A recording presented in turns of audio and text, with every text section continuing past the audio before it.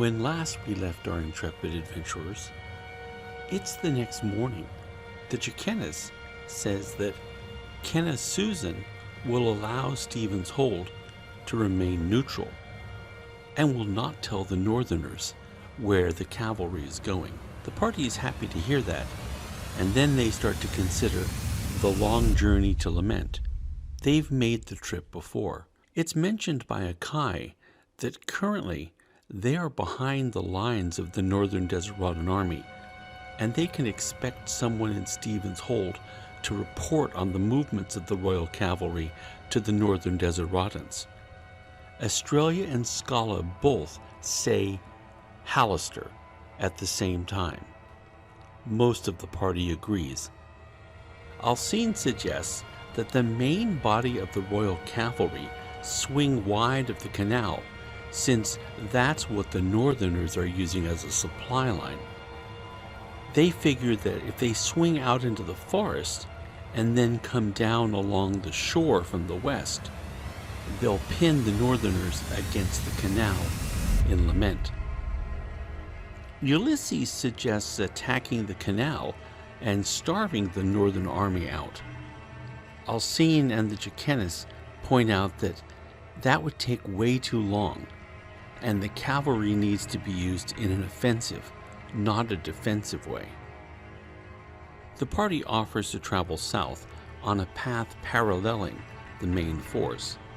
They will keep contact with the canal and warn of any large groups of soldiers heading towards the cavalry's way.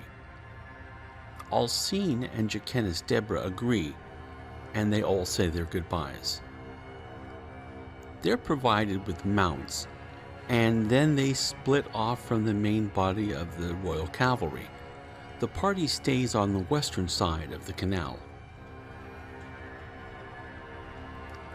As they ride, Ulysses and Seraph talk. Ulysses asks Seraph if he had a good time with Kenneth Susan the night before. Seraph laughs and tells him that she left after dinner, and he was forced to spend the night talking with Hallister and drinking. Akai asks, why did he do that? The last time they were in Sovia's Rest, Seraph was terrified of Hallister. Seraph thinks about it for a minute and then agrees. He shrugs and rides on in a bewildered state, trying to remember what he and the priest had talked about for so long. Australia, overhearing parts of the conversation, is concerned with what she saw and what Seraph remembers. She wants to talk to Scala about it, but this will be the second time she's misused her magic, and feels that the other woman disapproves of her doing that. She is worried that word will get out to her guild mistress Estelle Argentium, so she says nothing. The party camps for the night, setting double watches and camping well away from the canal. While asleep, Akai wanders. She sees the creature walking towards Lament. A single figure clothed in power stands against the behemoth. They talk, and the dream ends. Seraph has a less mundane dream. He's sitting at a table talking to himself, a winged version of himself.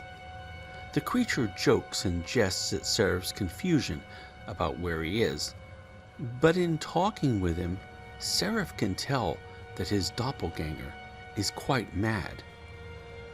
And then he notices Kenneth Susan is sitting on the table. Winged Seraph flutters his wings in Seraph's face and seems happier than he has a right to. The creature wants Seraph to guess why he's happy, how he wants to sing his joy from the rooftops and proclaim it to the world. He points to Kenneth Susan, sitting on the table.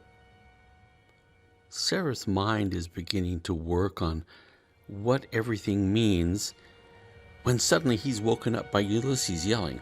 There are many words that can get Seraph's attention. Words like beer or free beer are good for that, But what Ulysses was yelling got Seraph's attention and woke him up at the same time. The word was Death Masters. Seraph rolls out of bed and onto his feet, running to the noise. 3 of the undead creatures are coming through the woods towards the party.